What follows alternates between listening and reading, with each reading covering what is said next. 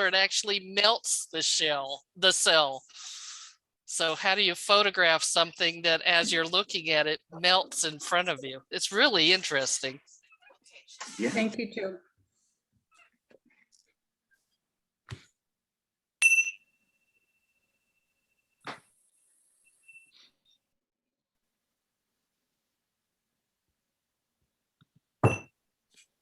Good morning, friends. Welcome to the Unitarian Universalist Fellowship of Franklin and the mountains of Western North Carolina and Northeast Georgia. Our welcome words are from the Reverend Erica Hewitt. Welcome to this morning, this first day of spring, and this opportunity to be together in community, which is a time of joy, comfort, and sometimes challenges. This Unitarian Universalist Fellowship is a place where we come to learn more about being human. We're not here because we figured out life's questions or because we think we've got it right. We come here to learn more about being in relationship together, how to listen, how to forgive, how to be vulnerable, and how to create trust and compassion in one another. Let us be willing to be authentic with each other, honest within ourselves, and open to connection in all its forms. My name is Mary Teslow, and I'm pleased to be your service leader today. I'm joined this morning by Annette Watlington as our Zoom stage manager and Jude Lowery coordinating our music. We also have some folks in the sanctuary for a watch party, so they'll be with us as well. The Zoom chat box is available for announcements. Those who prefer to focus on the service can close that chat box and catch up later. Our church announcements, our first church announcements, Ladies' Lunch is Tuesday, March 22nd at noon on Zoom. You can contact Laura Lovelace. Our book study, The Power of Us, begins Wednesday, March 23rd, and you can contact Penny Brewster. Please, also Selma has an announcement about Thursday, the 24th. Selma, do you want to unmute?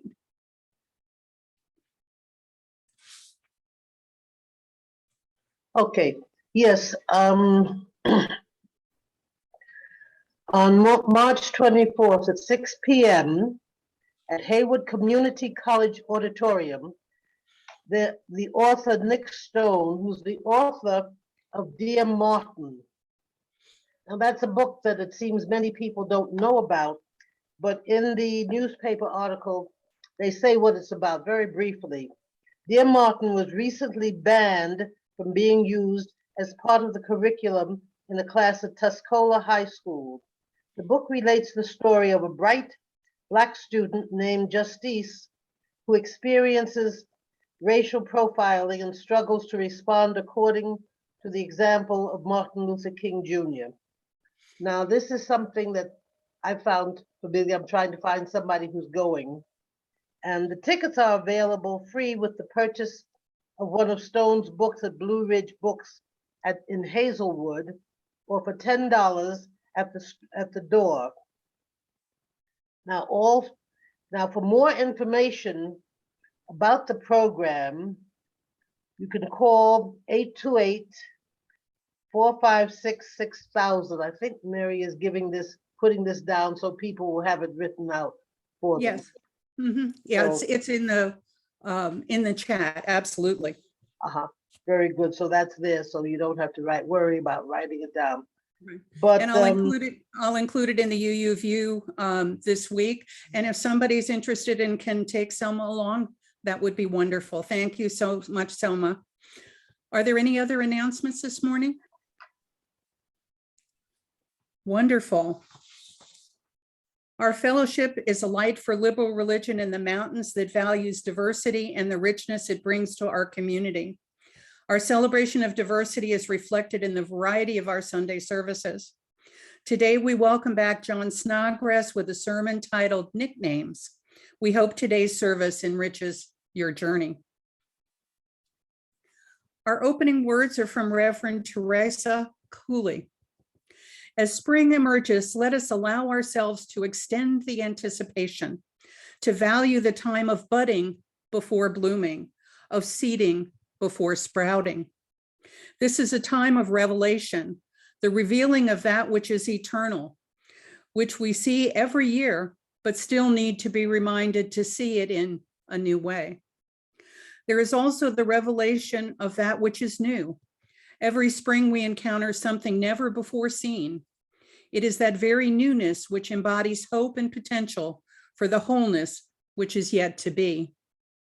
Let us allow spring to unfold slowly, that we may appreciate the true mystery of rebirth and renewal. Lighting our chalice.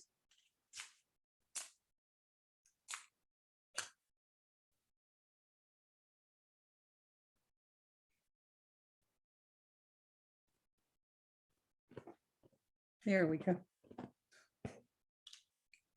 We Unitarian Universalists don't drink from our chalice.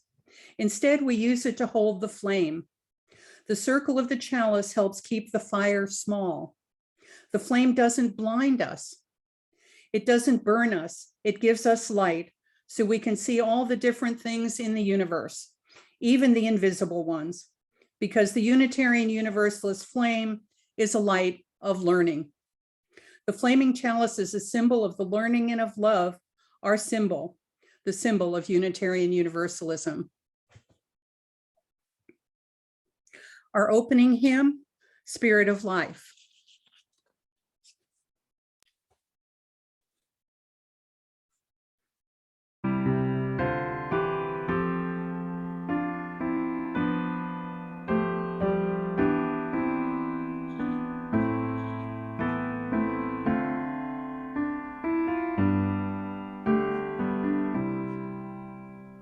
Spirit of love, come unto me.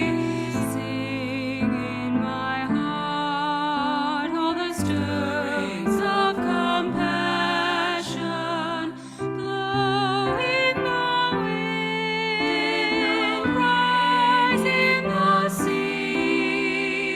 move in the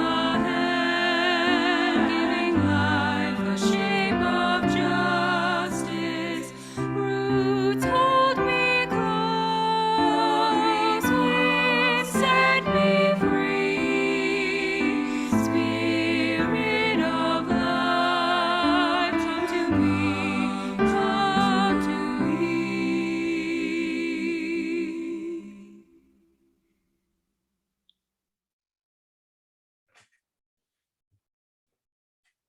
Our offering words.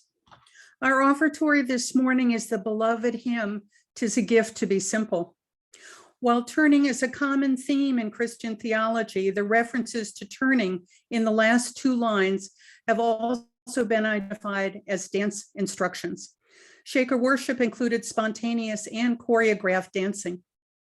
When the traditional dance is performed properly, each dancer ends up where they started, or they come round right. Other verses have been written over time. For example, "'Tis the gift to have friends and a true friend to be. 'Tis the gift to think of others, not to only think of me. And when we hear what others really think and really feel, then we'll all live together with a love that is real. All gifts of time, talent, and treasure are deeply appreciated." Jude?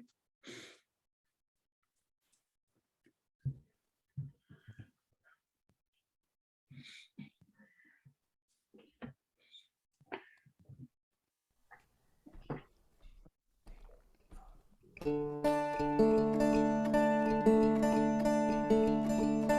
a gift to be simple, tis a gift to be free, tis a gift to come down where we ought to be. And when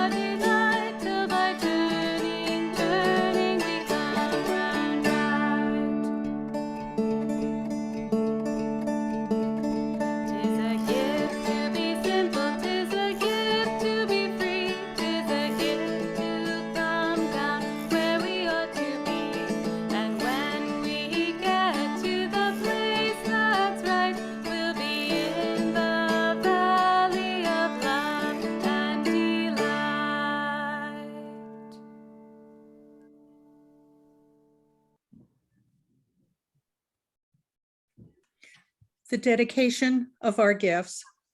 Gifts given in love and hope continue a cycle of love and hope. It's a delight to welcome back our good friend John Snodgrass this morning.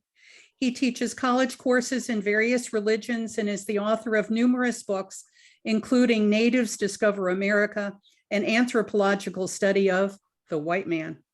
Sample chapters of this and his other books can be found at j-snodgrass.com, and the link is also in this week's UUView.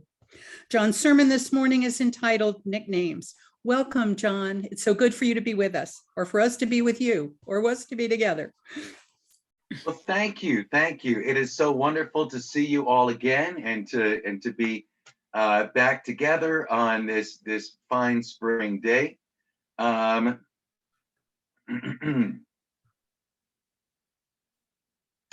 guess I should say it's wonderful to see the faces of people who are enjoying a fine spring day while it's still kind of gloomy and cold here up north. Have you ever had a nickname? Well, if you have, don't say it, because if anybody here hears it, then it might catch on and you'll start getting called Bubba all over again. Nobody's ever called me Bubba, even though I have two younger brothers. But if they ever tried to call me that, I just didn't look and it didn't stick. But I tell my kids, never make eye contact with anyone who calls you something other than your name. Because if you turn your head once, you will be stuck for life or until you leave the state. Our topic today, and it's a fascinating one, is how religions get their names. And as we'll see, even some of the biggest, most powerful religions in the world today are still known by the nicknames that were given by the bullies when they were very young. Of course, the oldest religions in the world have no names, partly because they were bulldozed and paved over thousands of years before anybody started writing anything down. And partly because originally religions did not need names. A religion only needs a name when it is being discussed in comparison with another religion. So before there was religious pluralism, each religion was simply called something like the belief or the way or something like that. And perhaps the way of this valley differed a little bit from the way of the neighboring hills, in which case somebody might have said that's the hill way and this is the valley way. But nobody was thinking globally, and the neighboring tribe by the river would scarcely be able to tell them apart, except that they would have made a strong distinction between the hill and valley way and the river way, which they considered the real way. See, this is how difficult it would be to discuss comparative religion if religions got to be called the names they called themselves, in which case it would be like talking about the way, the path, the peace, the law. It would be impossible to teach a course in comparative religion. The words India and Indian and Hinduism all come from the Indus River, formerly known as the Sindhu River, which flows between modern India and Pakistan. India means the land around and south of the Indus, a land of such staggering diversity that someone eventually had to give it a handy label so that they wouldn't get totally overwhelmed by all that was going on there. Apparently, it was the Muslims in the 1500s who came up with this designation, referring to the local infidels as Hindus. This gradually gave rise to the idea that there is a religion called Hinduism, meaning the religion around the Indus River. But practitioners of it argue that theirs is a religion whose authority extends through all space and time, not just some local cult. So believers often prefer to call it the Sanatana Dharma, meaning the eternal law. Or perhaps more precisely, they referred to the eternal law as a vast category of religions, a family of religions containing 1.2 billion distinct religions, because every practitioner of the Dharma has a custom-made personal, personal religion, a personal version of it. Here we should pause for a moment to consider the bizarre irony that when we talk about India, Indians, and Hinduism, later on, all of the religions of the North American continent would be kind of, irresponsibly labeled Indian religions as a result of some kind of map maker's miscalculation.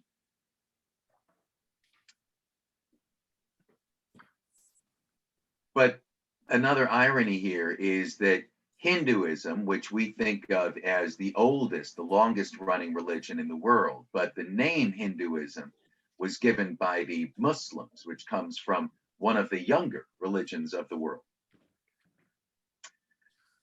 One of my college students once wrote a paper containing the line, and I remember this quote precisely: Buddhism is a religion about seeking enlightenment.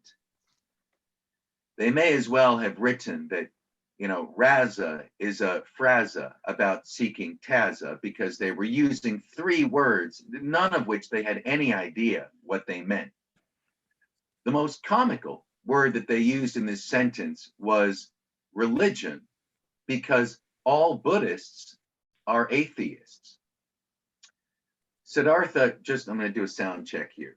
We're hearing okay? Good, thank you. It would just be very funny if I was saying all of this and everybody was nodding like, yes, I'm really following this, but actually like, no, we're not. Okay, all right. Siddhartha Gautama was born in India about 550 years before the Common Era. And after a series of experiences, extreme carefree pleasure, then extreme suffering, he sat under a tree and meditated to find a middle path. And later he became known as the Awakened One, the Buddha. But to say that he founded something called Buddhism is laughably misleading, as it implies that some supernatural being called the Buddha can save people from suffering. Nothing could be farther from the truth. The goal of the path, as he called it, was for the practitioner to become a Buddha and to save him or herself. To save oneself from oneself is the goal of the path. And self here is meant in the sense of like a Captain Ahab who wastes many, many lifetimes chasing some white whale until finally he realizes he is the whale is him, and no amount of blubbery monster killing will ever fix anything. Anyway, more than 1,000 years after Siddhartha sat underneath the tree, some Christian got hopelessly lost in Japan and came back with wild tales of some religion which had no name, but which he referred to as Buddhism. And that is how the name caught on and eventually became used even by Buddhists themselves. Judaism is another one of those funny stories. Abraham would have been very surprised to hear that he was Jewish, because Judah, the namesake of Judaism, was Abraham's great-grandson, whom he did not live long enough to meet. Judah would also have been surprised to hear that he was Jewish, since the labels Judea and Judaism would not catch on until centuries after he lived and died. Judah became the ancestral totem namesake of a nation. And by nation here, I mean something about the size of a small county within Israel, Israel itself being about the size of New Jersey. Then, after all of those other little towns had been invaded and smashed, the Romans used the name of this one little town, Judah, for the name of the whole colony, which they called Judea. Then later, in a fit of rage, the Romans smashed the colony, repopulated it, and gave it a nasty nickname. The worst insult that the Romans could think of was to name Judea after the Israelites' ancient enemy, the Philistines, and hence the land then came to be known as Palestine. Ironically, it's when the Judeans were chased out of Judea that their religion really comes to be known as Judaism. This is about 2,000 years ago. But here we run into that thing again, where no religion really wants to be named after a tiny country the size of New Jersey. It's just offensive and belittling. Plus, there's the issue of saying the Jews, which, as a descendant of Holocaust survivors, I can never figure out, am I allowed to say it? It's one of those racist epithets that means something different, depending on the shape of your nose and whether you twist your mouth when you pronounce it. I guess the only safe way to say it is while wearing a COVID mask, and just hope that your voice has an affirming tone. Christianity. We've all had the experience of some clever young know-it-all smirking, Jesus wasn't a Christian. And if it hasn't happened to you yet, just bring a Bible to a coffee shop, read for 10 minutes, and you will be served with this tidbit. Or take a time machine back 20 years, find me, and I'll say it for you. It's quite a riddle. Jesus wasn't a Christian. If we took a time machine back to the 1st century in Judea, there was no mailbox that said Jesus, Mary, and Joseph Christ. Jesus's last name was of Nazareth, which at the time essentially meant Jesus from Nowheresville. Nazareth is famous now only as Jesus's hometown, where he spent his teenage years. And because the Gospels are silent on these years, we must assume that he spent that time doing the stuff that teenagers do in impoverished rural communities.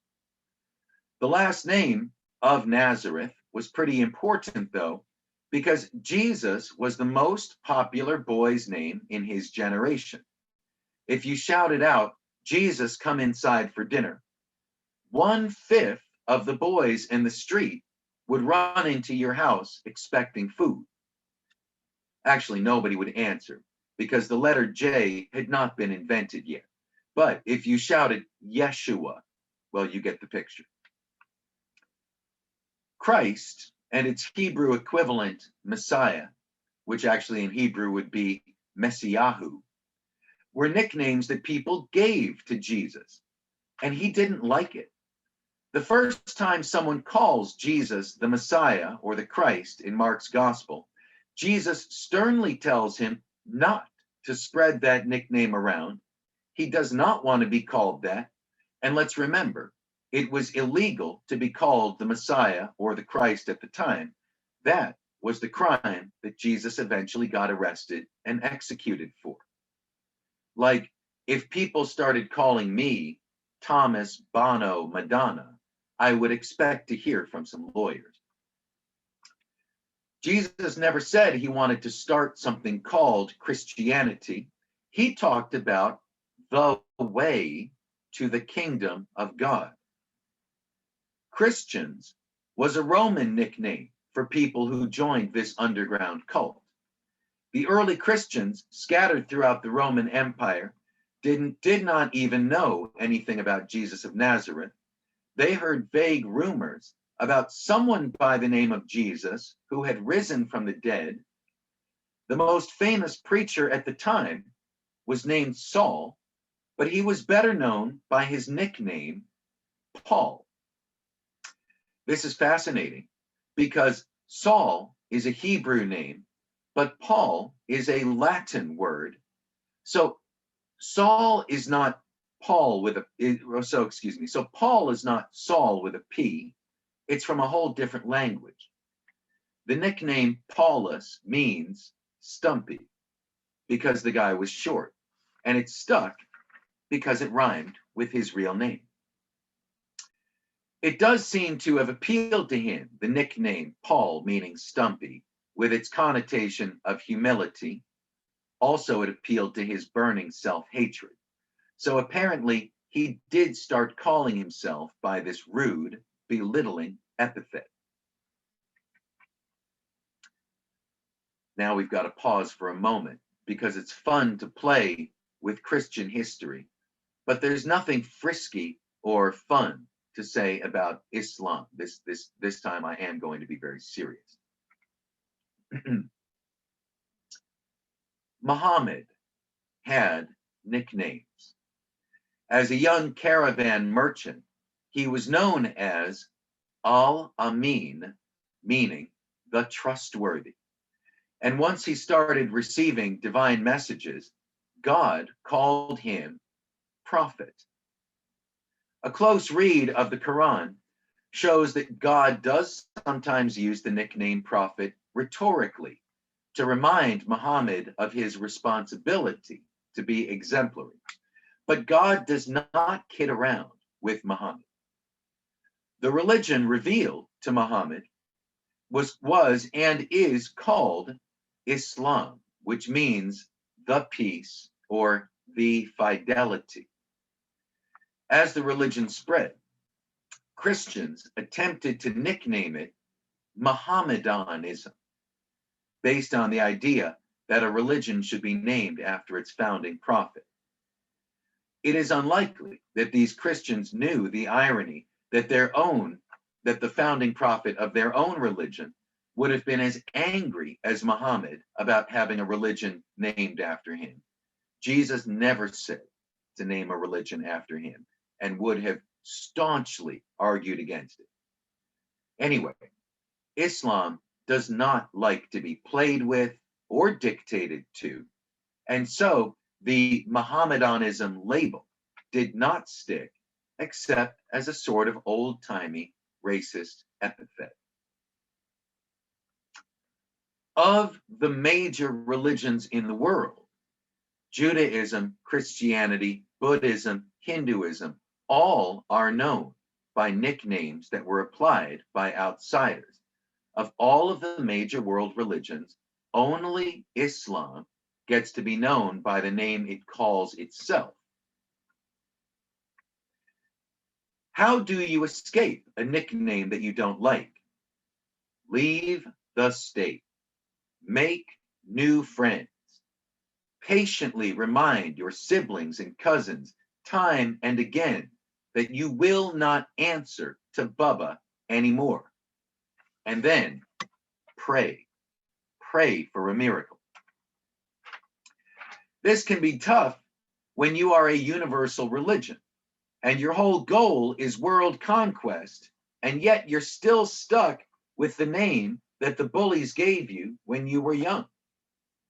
As a teacher, I can say this: teaching a comparative religion course would be impossible if the religions got to be called what they want to be: the way, the path, the truth, the law, the peace.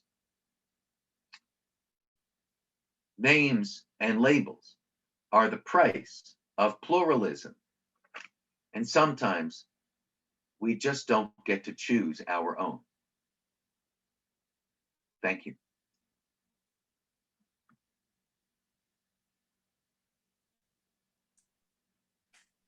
John, thank you so much. We look forward to conversation time after the end of the service.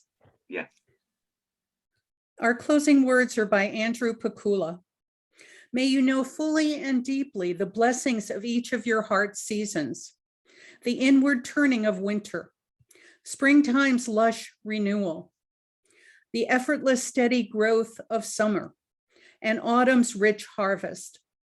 May your passage from season to season be blessed, eased by hands to hold, and the light of love to guide you on.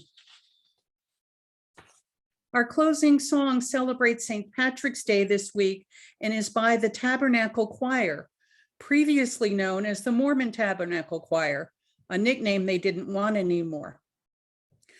Our closing song is Danny Boy.